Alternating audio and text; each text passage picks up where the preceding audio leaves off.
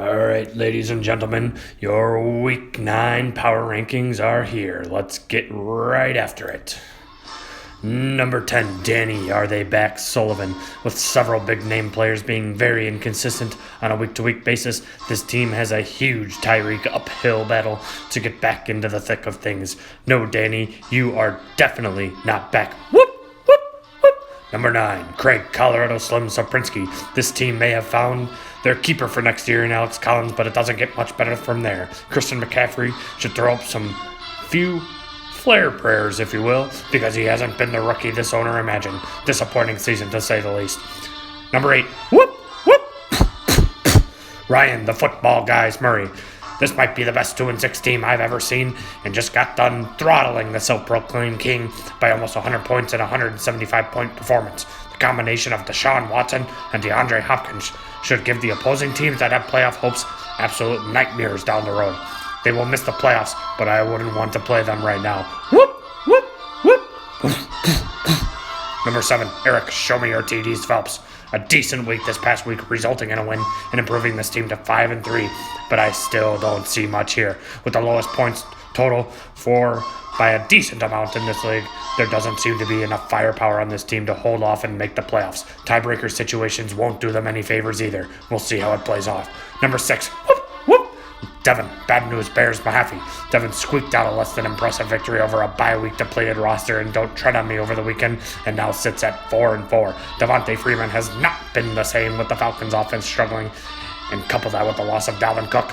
This may not have been enough to make the playoff push, but it's certainly still very much alive. I don't know what I said right there, but you'll figure it out. Number 5, Tommy Despacito Uno. This team had a clunker this week after putting together 3 very solid weeks in a row. There were a lot of points left on the bench and a 0.5-point loss, so it seems like it's just a matter of this owner making the right moves to set them up for success. We'll see if he can do it or not. Number 4, Ricky T.Y. Try again next week, part 2. He's had 5 pretty darn good weeks in a row, folks, and it correlates directly to the performance of Le'Veon on a prayer bell. The trade of Ajayi to the Eagles does not suit this team well, with Blount as a running back, but the double penetration points of Alex Smith and Travis Kelce could carry them to the promised lands. Number 3, Jamie rolls to the walls Tross. This team is certainly not back, and has anyone checked on Jamie lately? Is he okay? This team just went through the shredder over the weekend from a previously 1-5 team. If Zeke gets suspended, this team is in serious trouble. But every time he does get suspended, I don't know what actually ends up happening because he's unsuspended again, so I don't even bother paying attention to it because I get so confused.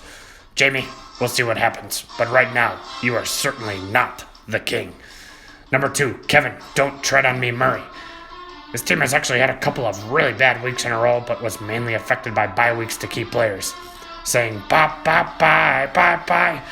to the bye weeks should now result in this team starting to perform at a very high level again, with firepower at every key position. In Kirk, do you like that? Cousins leading the way at quarterback.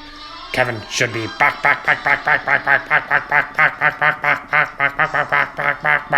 in the scoring department this week. And number 1, would you look at that Casey dipping for Sergio Tross? Here we are 9 weeks into the season, and this team might have more wins than they ever had in an entire season. Can you believe it? They survived Gurley's bye week with a win and should build off of that moving forward.